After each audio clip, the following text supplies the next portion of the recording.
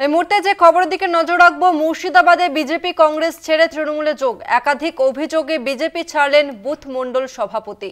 ডোমকল টাউনের 10 নম্বর ওয়ার্ডের এই ঘটনা।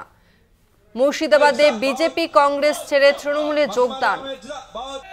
মুর্শিদাবাদের দমকল টাউনের 10 নম্বর ওয়ার্ডের এই ঘটনা। এই মুহূর্তে আমাদের সঙ্গে ফোন লাইনে রয়েছে প্রতিনিধি রাকিবুল ইসলাম। রাকিবুল, বিজেপি কংগ্রেস ছেড়ে তৃণমূলে যোগদান দিয়ে কি বলছেন তারা? দেখো, তৃণমূল কংগ্রেসের যোগদানের পরেই যে বিজেপি এবং কংগ্রেসের যে নেতৃত্ব এবং পঞ্চায়েত সদস্য তারা যেটা জানাচ্ছেন যে তাদের উন্নয়ন করার যে সমস্যা, সেই সমস্যায় কিন্তু তারা ভুগছিলেন এবং মমতা বন্দ্যোপাধ্যায়ের উন্নয়নকে দেখেই কিন্তু তারা তৃণমূল কংগ্রেসে যোগদান করলেন। ডোমকল যে টাউন আছে, সেই টাউনের তৃণমূল কংগ্রেসের সভাপতি কামরুজ্জামান মন্ডল, তার হাত ধরেই কিন্তু এক মন্ডল সভাপতি অর্থাৎ বুথের যে মন্ডল সভাপতি বিজেপির, তিনি কিন্তু যোগদান করেছেন এবং তাছাড়াও বেশ শতাধিক কর্মী সমর্থক তার সঙ্গে যোগদান করেছেন, তিনি সেটা জানিয়েছেন। অন্যদিকে জলঙ্গিতে কংগ্রেসের এক পঞ্চায়েত সদস্য, তিনিও কিন্তু মাসুম আলী আহমেদ অর্থাৎ তৃণমূলের যে ব্লক সভাপতি রয়েছেন, তার হাত ধরে তৃণমূল কংগ্রেসে যোগদান করেছেন।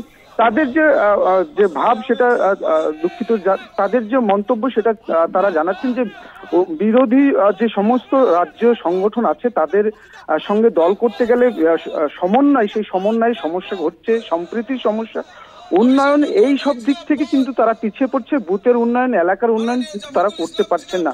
মূলত সেই কারণেই এই তৃণমূল কংগ্রেসের যোগদান, এমনটাই কিন্তু তারা জানাচ্ছেন।